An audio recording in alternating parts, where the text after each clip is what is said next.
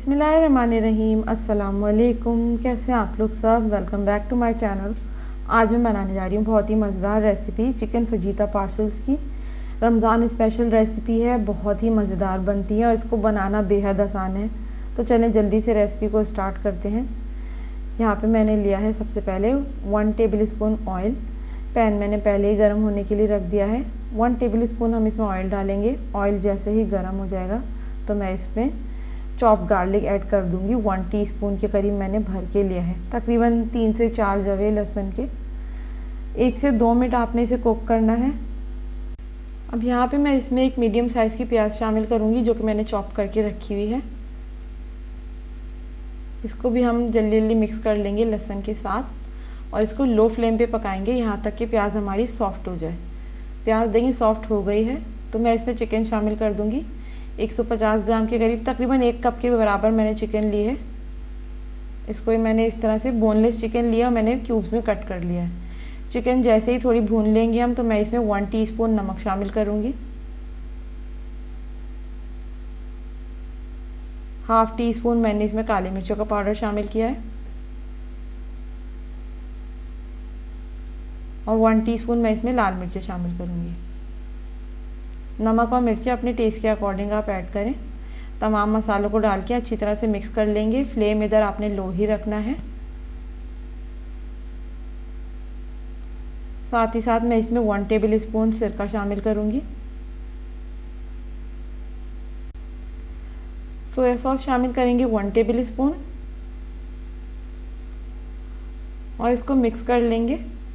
Chicken में बहुत ज़्यादा पानी मैं ऐड नहीं करूँगी, हल्का सा इसमें उबाल आ जाएगा तो मैं इसको कवर करके रख दूँगी 15 मिनट के लिए। यहाँ पे 15 मिनट हो गए, चिकन गल गई है। ये जो बड़ी बोटियाँ मुझे नज़र आ रही हैं, आपको भी दिख रही होंगी, तो हम इसको चमचे की मदद से थोड़ा छोटा छोटा तोड़ लेंगे क्योंकि चिकन हमारी गल चुकी है। यहाँ पर मैं इसमें हाफ टी स्पून ऑरिगेनो शामिल करूँगी और साथ ही साथ इसमें शामिल करेंगे 1 बड़े साइज़ की शिमला मिर्च है। इसको मैंने चॉप करके रखा हुआ है इस तरह से, तो वो भी मैं इसमें शामिल कर दूंगी। अच्छी तरह से मिक्स कर लेंगे और शिमला मिर्च डाल के तकरीबन 5 मिनट के लिए मैं इसे लो फ्लेम पे ही पका लूँगी ताकि शिमला मिर्च हल्की सी कुक हो जाए। तो बहुत हाई फ्लेम नहीं रखना है वरना चिकन एकदम से बिल्कुल जलने लगेगी क्योंकि इसमें पानी नहीं है, अब बिल्कुल खुश्क हो चुकी है।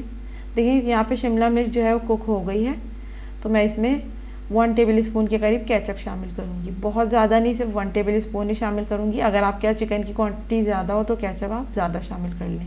अच्छी तरह से मिक्स कर लेंगे और फिर हम इस मिक्सचर को ठंडा कर लेंगे। चिकन का मिक्सचर देखिए ठंडा हो गया, मैंने इसे बोल में निकाल लिया है। साथ ही साथ मेरे पास मैदे की मैंने स्लरी बना ली है, वो है। समोसे की पट्टियाँ हैं और थोड़ा सा मेरे पास चेडर चीज़ है। तो अब यहाँ पे देखिए समोसे की पट्टी मैंने एक इस तरह से रखी है और दूसरी पट्टी हम ऐसे रख देंगे इसके ऊपर। अब यहाँ पे मैं इसके नीचे थोड़ा सा जो है वो जो हमने स्लरी बनाई है वो लगा लूँगी ताकि इस पर ये चिपक जाए, अलग ना हो पट्टी।